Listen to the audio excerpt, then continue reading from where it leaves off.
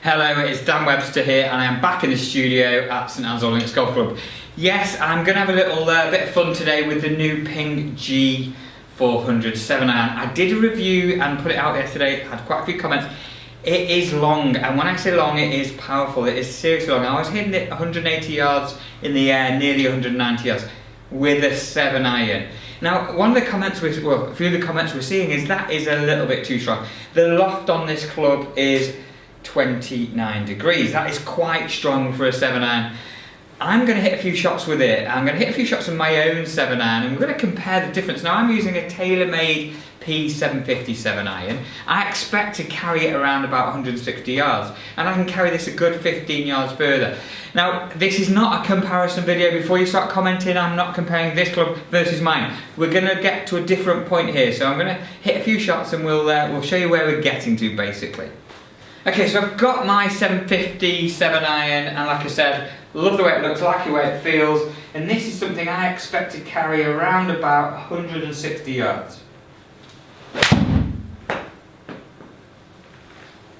Just a little bit of a pull there, but that's going to give me about the carry we're looking for. Yeah, sure enough, one more. And that was quite a nice strike. Now, what do I want out of a 7-iron? I want it to be able to stop on the greens, I want to be able to control it. Not that that was controlled. And I'll need a good launch angle.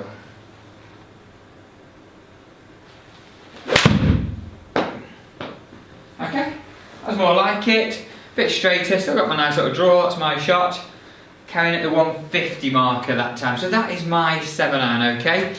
Now, like I've said, the modern day clubs are getting a little bit too strong in my behalf, and we're going to compare why. I'll give you an answer why it goes too strong. So I'm now going to find at least 15 yards in about 15 seconds. So if you want to start counting. So again, as I look down at this club, you can look, watch my review. It looks good, but we know it's strong. It's nearly 29 degrees. We're probably on about 10 seconds now.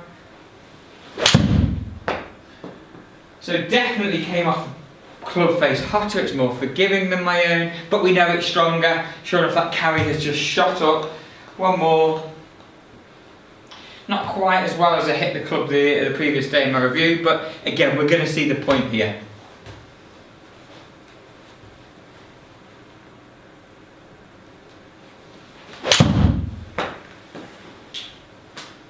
Again, nice strike. Let's have a little look at some of the numbers and see where the comparison is. What is the difference?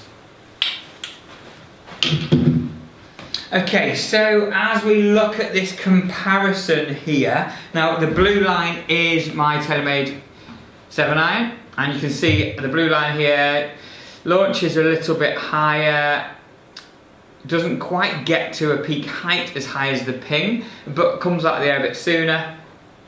Ball speed and drops quite a bit shorter. I promise you 15 yards in 15 seconds, look at that.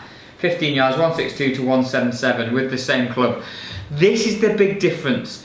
The launch on the Ping 7-iron is 21 degrees versus 24 with my own. The ball speed off the Ping is 7 miles an hour faster. The spin is exactly the same. The carry distance, 14 yards difference, and the total 15 yards. So like I've said, I promised 15 yards in 15 seconds, that is it. Okay, so you can see there, the ball is coming off the face hotter with a 7-iron, with the G400 than it is with my own. The spin is about the same. The carry distance is longer. The peak height got to a higher position. So this is telling me this is going to go, and we know full well this is a long club, a strong club. It's 180 yard, 170 to 180 yard 7-iron versus mine at 160-ish to 170. Now, why would you want a 7-iron that goes that far? That is the question I'm going to ask you. If you struggle hitting your 3, 4, 5-iron, fair enough. Go for something like this, a strong lofted set of clubs that will help you get the ball up in the air and get some distance. But remember, you're going to only need 7-iron through to wedge, and then you're going to have a big problem at the high end. But if you like to play 4-iron, 5-iron, you like to control the ball flight, you like to move the ball around a little bit, then you might look for something a bit more traditional lofted and with traditional ball flight characteristics. My big challenge, and this is something we explain to everybody we work with, is great, we can find a yardage in a very short space of time with a some of the new technology, some of the clubs that are providing higher ball speeds off the face, maybe less spin, higher launches, higher peak height but lower launches. That's because they're stronger loft.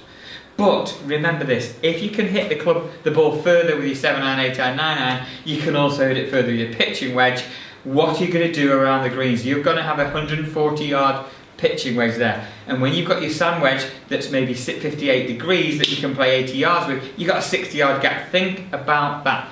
Now, I hope you like this quick video, just to help you understand a little bit about these strong lofted clubs, strong performing clubs, and whether or not they are right for you. For me, I prefer the control of a 7-iron to be able to spin it a little bit more to get the height I'm looking for. And yes, I'm happy playing a 4-iron, a 3-iron, a 5-iron. However, if you're not getting on so well, your long irons, these kind of clubs, the TaylorMade M2 and the new Callaway Epic, are certainly worth thinking about.